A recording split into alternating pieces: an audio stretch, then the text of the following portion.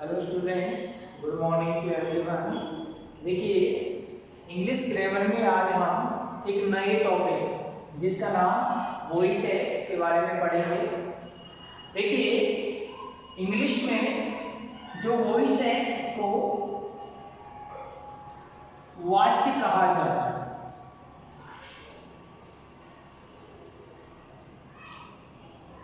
There are two kinds of voice। इसका अर्थ होगा कि वॉइस दो प्रकार के होते हैं। नंबर 1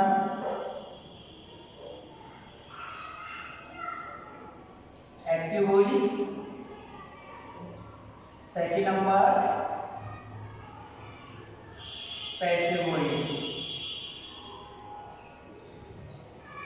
एक्टिव वॉइस को हिंदी में कर्तृवाच्य बोलते हैं और पैसिव वॉइस को कर्मवाच्य बोलते हैं। एक्टिव मीन्स देखा जाए तो सक्रिय होता है और पैसिव मीन्स होता है निष्क्रिय। अब देखिए, एक्टिव वॉइस को पैसिव वॉइस में कैसे बदला जाता है, इसके रूल्स मैं आपको बता देता हूँ। पहला रूल ये होता है कि भाई जो एक्टिव वॉइस का जो वाक्य होता है उसमें वाक्य में वर्ब के बाद जो आने वाले ऑब्जेक्ट होता है उसको पैसिव वॉइस के लिए सबसे आगे रखा जाता है। यानी कि इसका जो फॉर्मूला होगा,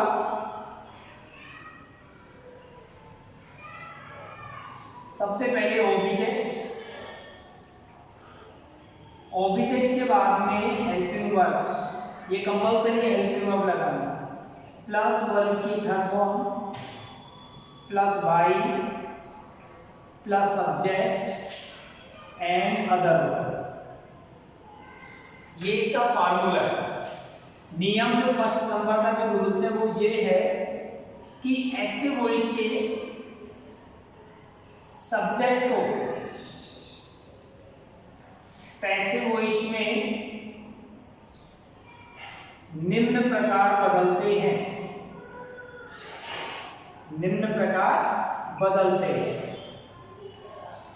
जैसे मान लीजिए एक्टिव वॉइस इधर डाल देंगे पर लेफ्ट साइड में और राइट साइड में लिखेंगे पैसिव वॉइस। यदि मान लीजिए एक्टिव वॉइस में आई अगर आ जाता है सब्जेक्ट के रूप में तो पैसिव वॉइस बनाते समय हम बाई मी का यूज करेंगे। अगर मान लीजिए एक्टिव वॉइस में बी आ जाता है तो पैसिव वॉइस बनाते समय बाई अस।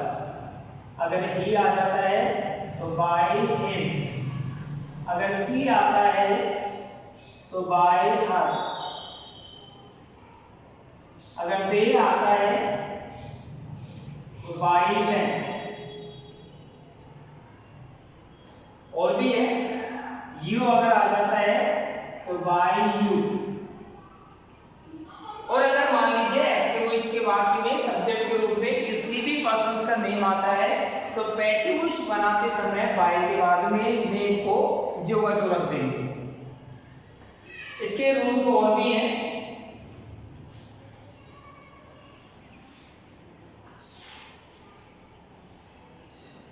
इसका जो सेकंड रूल है वो ये है कि एक्टिव वॉइस में आए हुए ऑब्जेक्ट को पैसिव वॉइस में निम्न प्रकार रखते हैं। देख लो, active voice and passive voice. Active voice में यदि मान लीजिए मी अगर आ जाता है तो पैसिव वॉइस बनाते समय, क्योंकि मी एक ऑब्जेक्ट है, ऑब्जेक्ट को अगर हम पैसिव वॉइस के स्टार्टिंग में लाएंगे तो वो सब्जेक्ट यानी मी का सब्जेक्ट हो जाएगा आई। अगर अस आ गया तो इसका बन जाएगा भैया वी। अगर यू अगर आता है तो यू का यू ही रहेगा। अगर देम आ गया तो देम का सब्जेक्ट दे हो जाएगा। अगर हिम आ जाता है तो ही हो जाएगा, और यदि हर आता है तो हर का सी हो जाएगा। और अगर किसी भी पर्सन का नेम आता है ऑब्जेक्ट के रूप में तो पैसिव बनाते समय उस नेम को सेंटेंस की स्टार्टिंग में रख देंगे।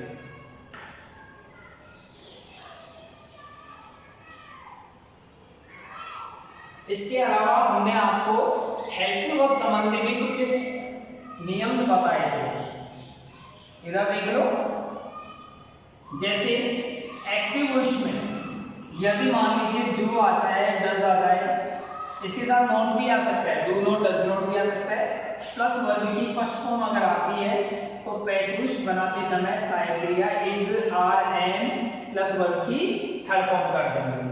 यदि एक्टिव वॉइस में मान लीजिए वर्ब की फर्स्ट फॉर्म आ जाती है, इसके से नहीं आता है, ये कब होगा कि मान लीजिए एक्टिव वॉइस के वाक्य में सब्जेक्ट के बाद में हेल्पिंग वर्ब न आकर के वर्ब आ जाए। यदि वर्ब की फर्स्ट फॉर्म आए या उसके साथ में एस या ईएस आता है तो पैसिव बनाते समय is, are, am plus verb की थर्ड फॉर्म। एक बार ध्यान से सुनेंगे, इसका प्रयोग ही से एकवचन कर्ता के साथ में करेंगे। आर का जो प्रयोग होगा यू देवी बहुवचन के साथ में, एम का जो प्रयोग होगा वो आई के साथ में होगा, प्लस वर्ब की थर्ड फॉर्म होगी। अगर मान लीजिए एक्टिव वॉइस में इज, आर, एम आ जाए, इज, आर, एम, अब इज, आर, एम आएगा तो वर्ब की फुल फॉर्म आएगी, तो पैसिव वॉइस बनाते समय इज, आर, एम का इज, आर, एम रहेगा, प्लस अब जो आईएनजी वर्ब की फुल फॉर्म में आईएनजी ऐड होती है, उस आईएनजी को अपन बीइंग के साथ में इंक्लूड कर देंगे तो बीइंग हो जाएगा। फिर इसके बाद वर्ब की थर्ड फॉर्म। भाई बीइंग क्यों करेंगे, देखो वर्ब के साथ में आईएनजी जुड़ी हुई है। अब आईएनजी अगर आप मान लीजिए वर्ब के साथ में जोड़ देंगे तो भाई वर्ब की थर्ड फॉर्म कहां पड़ेगी, तो इसके लिए अपन क्या करेंगे, बी के साथ में आईएनजी जोड़ देंगे तो बी हो जाएगा प्लस वर्ब की थर्ड फॉर्म। यदि एक्टिव वॉइस के बाद में मान लीजिए सहायक क्रिया ना आकर के डिड आ जाए या वर्ब की सेकंड फॉर्म दे दे तो हमको क्या करना है, ध्यान देना है, was oblique verb plus verb की थर्ड फॉर्म का प्रयोग करना है। यदि मान लीजिए was oblique verb plus verb की फोर्थ फॉर्म आ जाए तो was oblique verb plus being plus verb की थर्ड फॉर्म का प्रयोग करना है।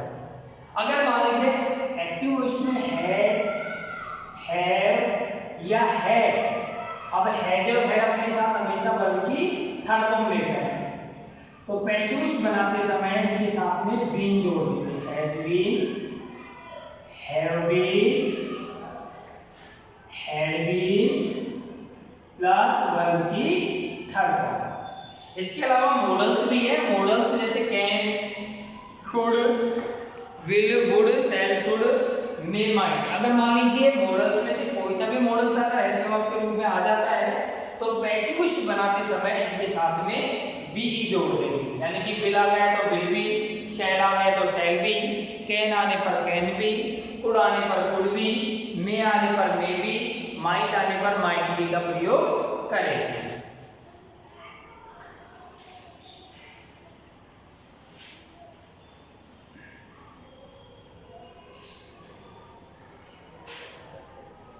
एक रूल इसका ये भी है कि एक्टिव वॉइस के वाक्य में आने वाले निम्न सब्जेक्ट्स को पैसिव वॉइस में बाय प्लस सब्जेक्ट के रूप में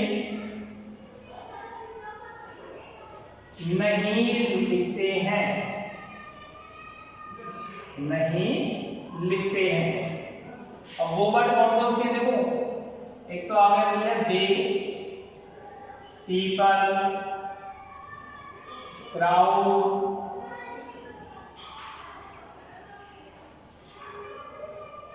anyone,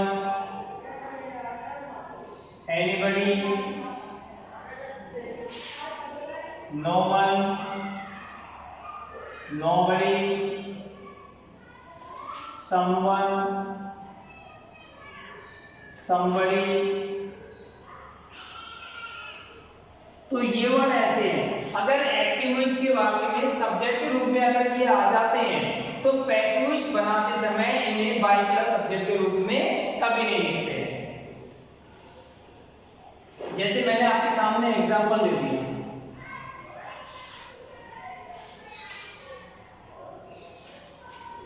example someone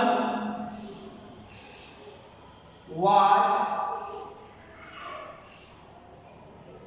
calling me। ये आपके सामने सेंटेंस है कि someone was calling me। सबसे पहले ध्यान देंगे, ये तो हो गया भैया सब्जेक्ट, ये होगी बेटा हेल्पिंग वर्ब, और ये वर्ब और वर्ब के बाद में आने वाली ऑब्जेक्ट। अब अपन पैसिव वॉइस बनाते समय ऑब्जेक्ट को शुरू में लाएंगे। अब मी है, मी यहाँ पर ऑब्जेक्ट है। अब मी का जो सब्जेक्ट बनेगा वो बनेगा आई। आई के बाद में अपन को साइन के लिए, यानी कि इसका जो फॉर्मूला मैंने आपको बताया था, सबसे पहले ऑब्जेक्ट प्लस हेल्पिंग वर्ब, जो भी मस्ट है हेल्पिंग वर्ब, प्लस वर्ब की third form plus by plus subject का यूज करेंगे। तो सबसे पहले ऑब्जेक्ट याद आएगी, इसके बाद साइन के लिए आई वॉच। अब देखो वर्ब के साथ आईएनजी है, क्या बन जाएगा बीइंग। काल की थर्ड फॉर्म काल में होगी। इसके बाद में अपन को बाई प्लस सब्जेक्ट, सब्जेक्ट है समवन, इसको नहीं लिखना है, यहीं पर अपन पुलिस स्टॉप लगा देंगे, ये हमारा सेंटेंस एंड हो गया। ठीक है, एक चलता है आपका डबल ऑब्जेक्ट वाले सेंटेंस।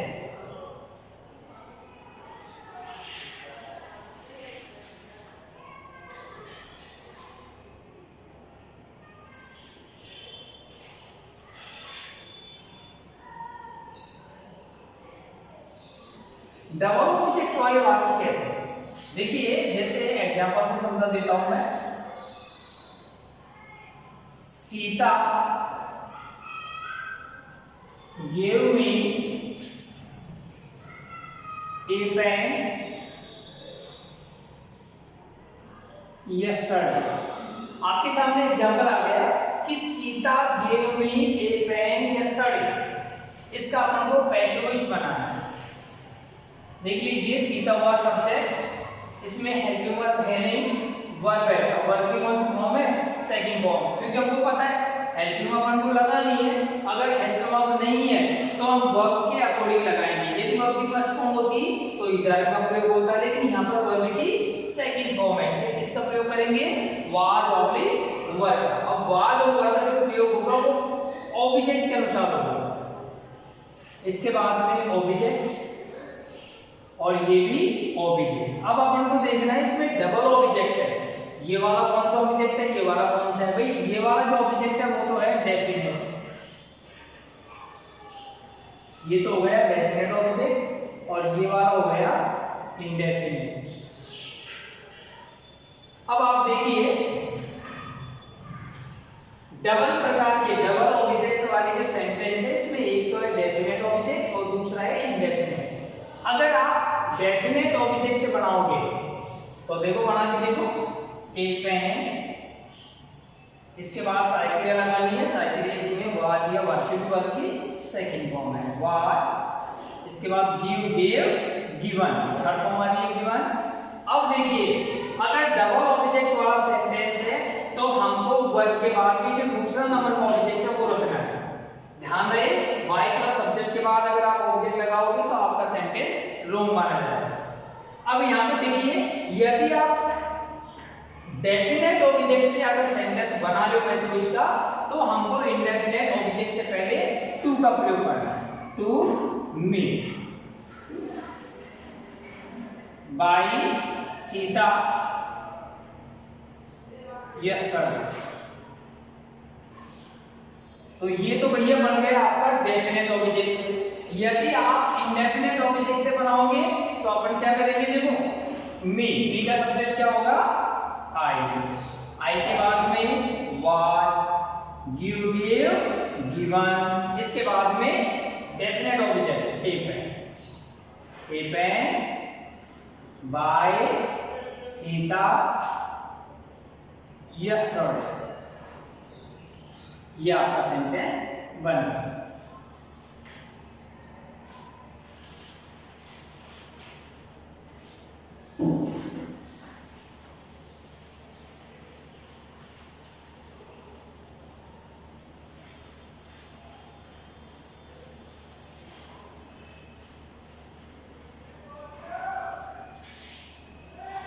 देखिए मैं आपके सामने कुछ एग्जांपल्स दे रहा हूं, आप लोग बनाने की कोशिश करिए।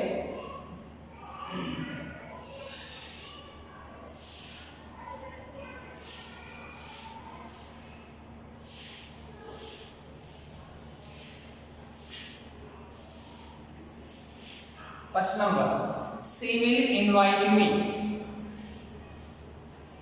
देखिए सी तो हो गया सब्जेक्ट, विल है हेल्पिंग वर्ब, हेल्पिंग वर्ब के बाद में वर्ब और वर्ब के बाद हमेशा ऑब्जेक्ट। अब अपन क्या करेंगे भैया, ऑब्जेक्ट को स्टार्टिंग में लेके आएंगे, यानी कि ऑब्जेक्ट कौन है, मी का सब्जेक्ट होगा आई। अब देखिए साइकिल आ रही है, अब आई के साथ में आपको पता है आई और वी के साथ में हम हमेशा शैल का प्रयोग करते हैं। अब देखिए चूंकि यहाँ पर विल है तो इसका मतलब तो ऑप्शन ये आपके सामने विल या शैल में से किसी एक का यूज होगा, लेकिन ये भी जरूरी है कि आई और वी के साथ हमेशा शैल का प्रयोग होता है, ये भी याद रखना पड़ेगा। तो आई शैल और विल शैल के मॉडल से बेटा इनके साथ में लगेगा be, I shall be invited by her. और देखिए एग्जांपल,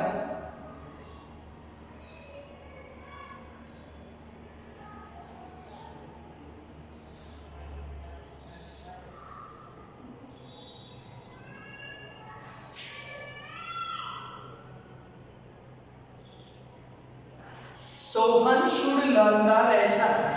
तो देखिए the lesson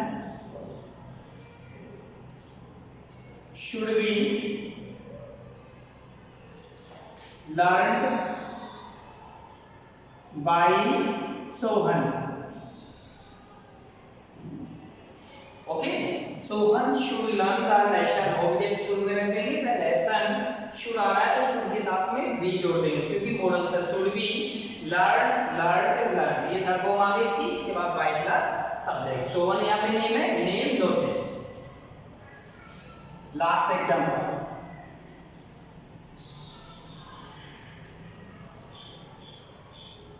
they were watching television। they were watching television, इसका प्रेफिक्स बनाएंगे, ऑब्जेक्ट क्या है, टेलीविजन। टेलीविजन, अब देखिए वर्ड आ गया साइड पे, तो वाच और वर्ड दोनों में से एक आएगा, टेलीविजन सिंगुलर है, इसके साथ में वाच, और अब आईएनजी आ गई तो क्या जुड़ जाएगा, बीइंग वॉच्ड, इसके बाद फुल स्टॉप, क्योंकि ये दे आ रहा है और मैंने आपको पहले बता दिया भाई अगर दे आता है तो बाय प्लस सब्जेक्ट के रूप में इसका ऑब्जेक्ट नहीं लिखा जाएगा। Okay, thanks.